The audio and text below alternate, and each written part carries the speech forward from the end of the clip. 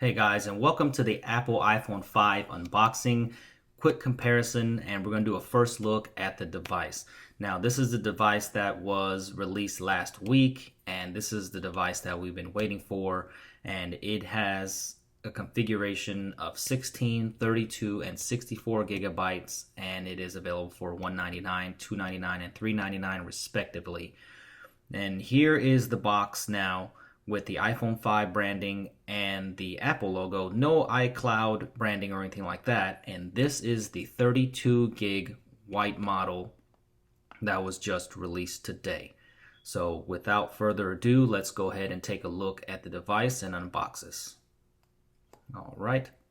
And there is the device right there. And wow, it does look somewhat different. It's very similar in styling to the 4S, but wow, it is extremely light in the hand, and it is true, all the accounts. It does feel kind of like a mock device. It is extremely light, and the fit and finish here is pretty amazing. You can see the aluminum back, and we'll put this aside for now, and we'll get back into it and take a closer look at the device. All right, let's see what comes included in the box here. Here is your controversial lightning adapter, and you can see how small that is. And this is a move away from the 30-pin connector, which a lot of people are angry about. And here is the regular charging box there, and your ear pods, which are pretty cool.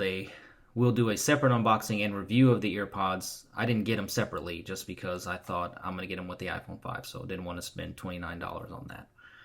So let me get a 30-pin connector here so we can compare. And the reason why is that now your iPhone 5 will not be compatible with any of the 30-pin connector docks and accessories you may have. And you can see how small it is now. And you have to buy an adapter for 30 bucks. And that's kind of crappy, but I'm sure that's a good way for Apple to make money, so they know how to capitalize. And here is the documentation, your quick start guide, infamous stickers that you always get. And if you open up this quick start guide and you've never used an iPhone before, then it'll kind of explain to you how to look at your photos and how to use the camera and how to use Siri, and how your button layout is, how to make a phone call, FaceTime, messages, blah, blah, and everything else. The iPhone's pretty easy to use, so you probably will never look at that. But if this is your first iPhone, take a quick look over it just so you can get familiar. So let's go ahead and take a look at this device a little bit closer. So we'll go ahead and peel the front and the back covers off, and we'll boot this thing up, and let's take a look. So the most noticeable thing here is that brand new 4-inch Retina display, which is 1136 by 640 resolution.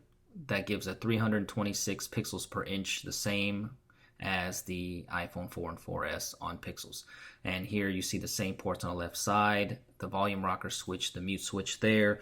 The headphone jack moves to the bottom with that new lightning connector on the bottom now, and with your speakers on the bottom. So that is redesigned from previous. And this on this side is your nano SIM dock, and you can see there how small that nano SIM is compared to the micro SIM, and nothing else on that side, and your power on and off up top. Now on the back you get this new aluminum finish on the back that's sort of like your MacBook, which feels really good in the hand.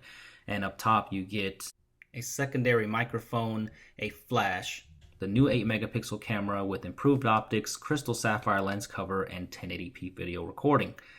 And here let's take a look at the iPhone 4 against the iPhone 5, and you can see how chunky the iPhone 4 is and how small that iPhone 4 screen is. Now the 5, you can see that it's not really any wider on the screen, it just gets taller.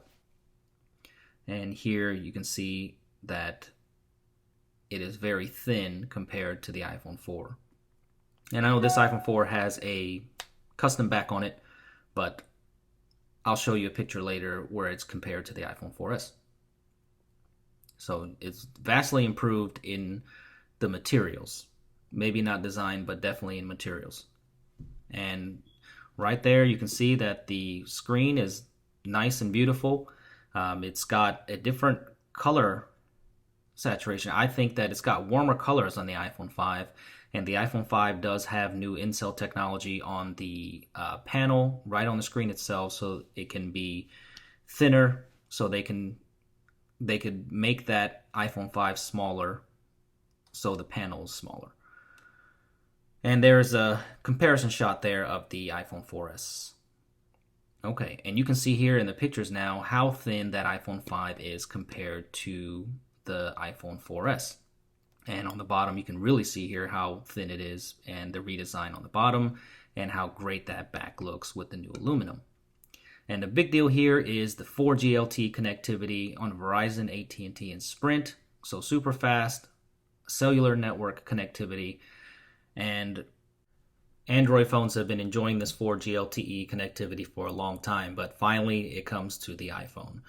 So stay tuned, guys, for a lot more iPhone 5 coverage. Subscribe to my channel today for iPhone, Android, and all other kinds of tech goodness. Thanks for watching.